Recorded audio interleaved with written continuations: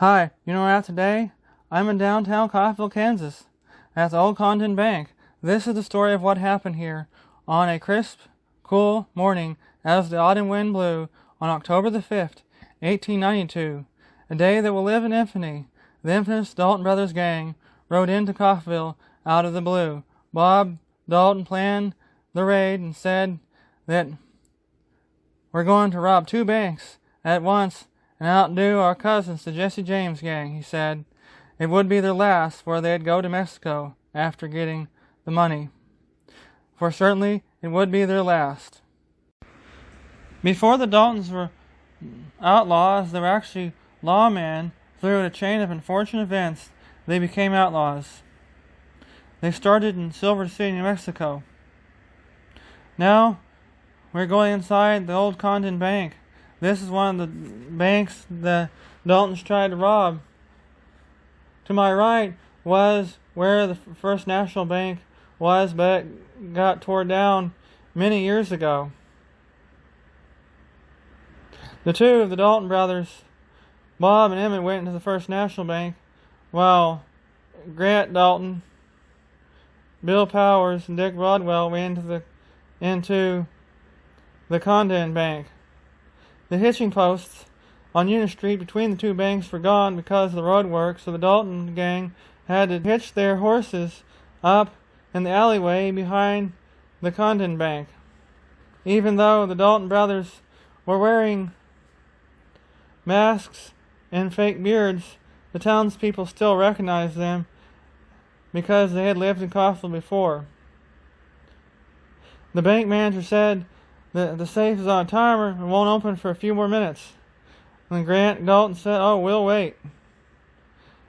This gave the townspeople more time to go to the Ishmael's hardware store and arm themselves with rifles and bullets.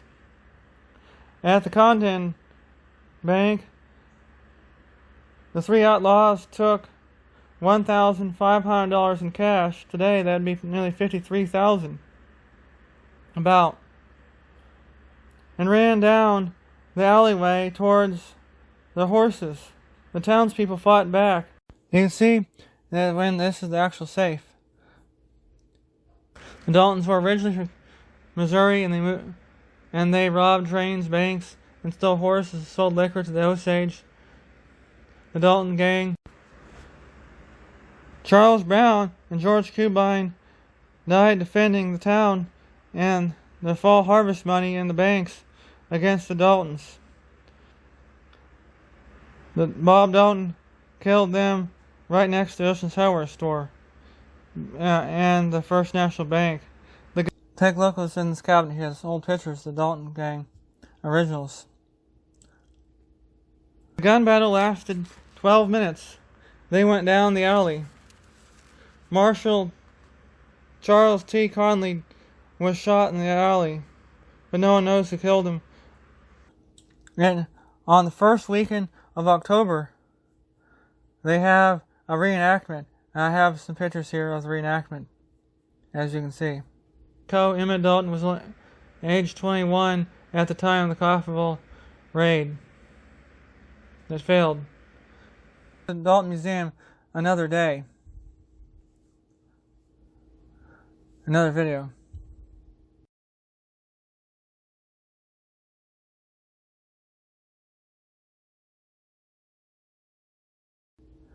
As you see along the wall here, you have the story on these posters that remind me of comic strip characters. Along the walls of Death Alley. And if you look closely and here on the walls, you can see the bullet holes. Dick Broadwell's horse kept running down the alley all the way out of town, a mile and a half away. He fell off his horse. They found him dead later.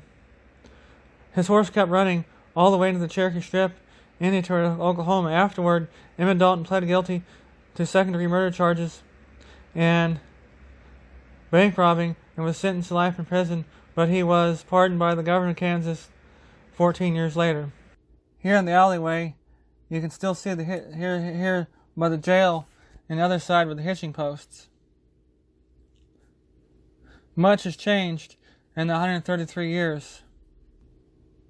Here's where Bob Dalton died, and this is Emmett Dalton was shot 23 times. He came back down the alley to help his brother Bob Dalton. And this here is where Grat Dalton died.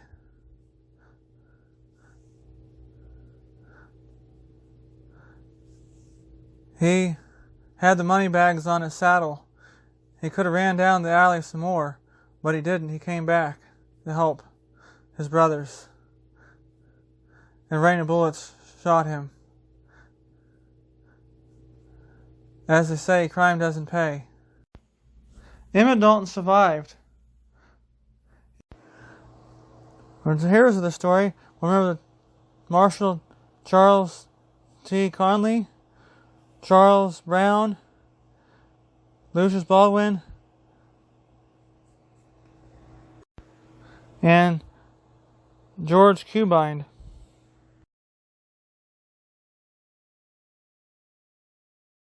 And the citizens of Coffeyville got all their money back after the Daltons had taken. They restored all the money back to the banks and to the people. Let's take a look in the old jail. Look, they have them laid out. They were laid out in the old jail. Now the jail was originally across the street, but they moved it stone by stone to over here. My first time that I visited Coffeyville, I remember looking as a kid. I looked into this old jail, and someone said, "Look at the dummies," but I thought they said they were mummies. They were just dummies. As we go back up the alley, we'll take another look at the posters here and see if we can see the bullet holes in the walls.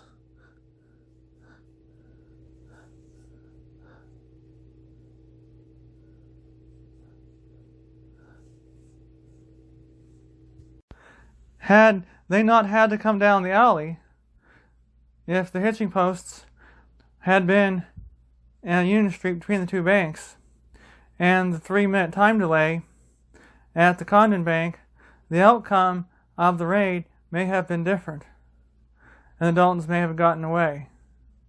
But the quick-acting townspeople saved their money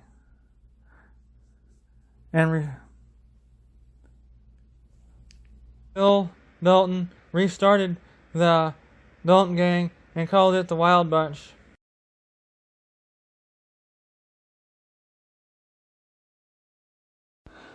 Dick Broadwell is buried in Hutchinson, Kansas. Bob Grat and Bill Powers are buried here at the Elmwood Cemetery in Coffeyville, Kansas. They have a hitching post marking their graves. An irony that they didn't have one on the day they robbed the banks. Tried to. Frank Dalton's grave is here, but he was killed in 1887, but it says 1888. He was 28 years old. Emmett Dalton. He moved to Bartow, Oklahoma, just after Oklahoma became a state in 1907. He became a writer and actor and moved to California. He died in 1937 of natural causes at age 66, was buried in Kingfisher, Oklahoma. He wrote Beyond the Law and The Dalton's Road. Here is Emmett Dalton's house in Bartow, Oklahoma. It's being restored. Maybe someday open for tours. This raid inspired Western movies. The Daltons' loot at Onion Creek in Nowata County, Oklahoma has never been found. The history of the old Wild West lives on in stories and legends. Remember to subscribe for more history and geography. Till next time. Bye.